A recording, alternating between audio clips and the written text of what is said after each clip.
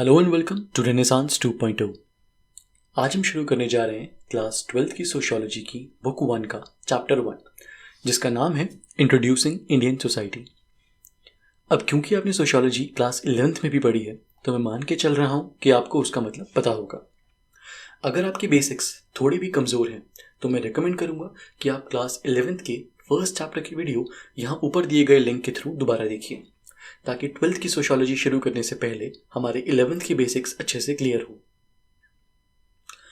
Sociology का मतलब है सोसाइटी की स्टडी करना, कि लोग आपस में कैसे रहते हैं, उनका एक दूसरे के लिए व्यवहार कैसा रहता है, यही सब चीज़ें। अब क्योंकि इसमें हम अपनी सोसाइटी के बारे में ही पढ़ रहे हैं, तो सोशियोलॉजी एक लौता ऐसा सब्जेक्ट है जिसके बारे में हर किसी को कुछ ना कुछ पता होता है। बाकी सब्जेक्ट्स जैसे मैथ्स, साइंस, इन सब में हमें पहले कुछ ना कुछ पढ़ना पड़ता है, तभी बाद में कुछ समझ आता है। पर सोशियोलॉजी में ऐसा नहीं है। यहाँ बचपन से ही हम लोगों के बीच रहते आए हैं, तो सोसाइटी के बारे में हमारी लर्निंग नेचुरली यानी ऑटोमेटिकली हुई है। अब कई मायनों में यह अच्छा भी है और बुरा भी। अच्छा इसलिए कि हमें सब्जेक्ट के बारे में पहले से ही पता है, इसीलिए कई बार बच्चे सोशियोलॉजी को लाइटली ले जाते हैं। पर बच्चे ये भूल जाते हैं कि उनकी जो नॉलेज है सोसाइटी की, वो ज़रूरी नहीं कि सही हो। क्यों? क्योंकि चीज़ों को देखने का हर किसी का अपना नज़रिया होता है। किसी के लिए कोई चीज़ सही हो सकती है तो किसी के लिए वही चीज़ खराब भी हो सकती है। इसीलिए सोशियोलॉजी को पढ़ने से पहले हमें उन चीज़ों को अनलर्न करना पड़ता है, यानी भुलाना पड़ता है जो हमने अपने एक्सपीरियंस या अपने नज़रिए से गेन करी हैं। अब सोशियोलॉजी पढ़ के ऐसा नहीं होगा कि हमें सोसाइटी के लिए हर चीज़ का एकदम परफेक्ट आंसर मिल जाएगा। नहीं, सोशियोलॉजी में कोई भी आंसर 100% सही नहीं होता। पर हाँ, सोशियोलॉजी पढ़ के हम सोसाइटी को दूसरे नज़रिए से देख सकते हैं, यानी हम अपने नज़रिए के अलावा बाकी लोगों के नज़रियों को भी समझ सकते हैं। इससे फ़ायदा ये होगा कि हम अपने डिसीजंस इम्पार्शियल यानी निष्पक्ष होकर ले सकते हैं। अब बात आती है कि हमें इंडियन सोसाइटी को समझने की क्या ज़रूरत है। इसे आप ऐसे समझिए कि इंडियन सोसाइटी एक मैप की तरह है, और उस मैप में अगर हमें अपनी लोकेशन पता लगानी है तो उसे समझना ज़रूरी है। फॉर एग्जाम्पल, अगर आपको अपनी एक्चुअल लोकेशन पता लगानी है तो आप बोल सकते हो कि आप अरुणाचल प्रदेश में हो। अब ये सुन के हमें ये पता चल जाएगा कि अरुणाचल प्रदेश इंडिया में नॉर्थ ईस्टर्न स्टेट है, इसका साइज़ क्या है, बाकी स्टेट के कंपैरिजन में ये कैसा है, और भी कई सारी चीज़ें। पर अब अगर आपको सोसाइटी में अपनी जगह पता लगानी हो तो आप क्या करोगे? आप बोल सकते हो कि आप 17 या 18 साल के हो। इससे हमें ये पता चलेगा कि आप एक टीनेजर हो, और इंडिया में टीनेजर्स की संख्या ऑलमोस्ट 20% है। आप खुद को और तरीकों से भी लोकेट कर सकते हो सोसाइटी के अंदर, जैसे अपनी लैंग्वेज के थ्रू। आप बोल सकते हो कि आप गुजराती बोलते हो या तेलुगु बोलते हो। इससे हमें ये पता चल सकता है कि या तो आप गुजरात से हो या आंध्र प्रदेश से हो।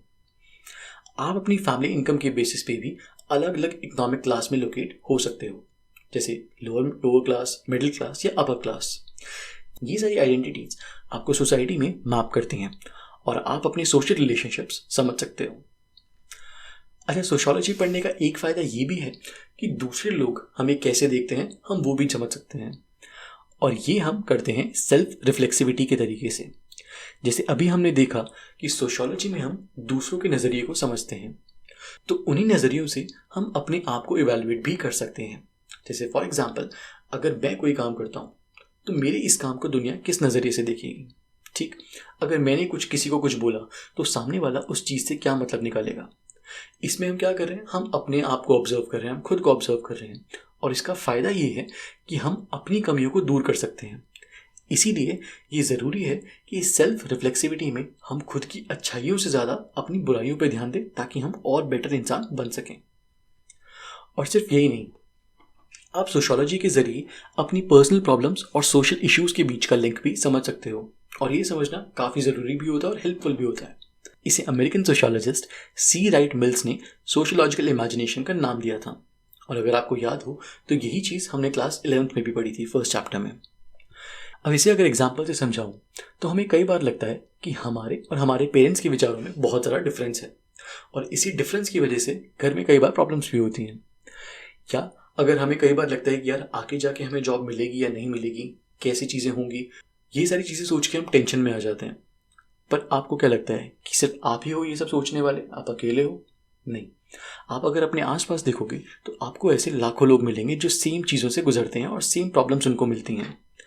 अब जब लाखों लोग एक कॉमन पर्सनल इशू फेस करते हैं तो वो एक सोशल इशू बन जाता है, जैसे जनरेशन गैप, जिसमें बड़े और छोटों के बीच के विचारों का डिफरेंस होता है। ऐसे ही जब लोगों को जॉब नहीं मिलती तो उस सोशल इशू को अनएम्प्लॉयमेंट का नाम दे दिया जाता है। ये तरीका हमें सोसाइटी के साथ लिंक करने में मदद करता है। ऐसा ही एक मैप हमें बचपन में दिया जाता है जिससे हमें ये पता चलता है कि दुनिया में चीज़ें कैसे काम करती हैं। इसे हम यूजुअली कॉमन सेंस मैप भी बोलते हैं। बट जैसा कि मैंने बताया, ये कॉमन सेंस मैप कई बार गलत भी होता है।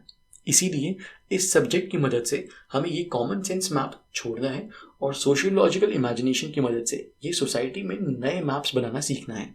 ठीक, इस बुक का मेन एम है कि आपको इंडियन सोसाइटी के बारे में पता चले, पर सोशियोलॉजिकल नज़रिए से, ना कि कॉमन सेंस के नज़रिए से।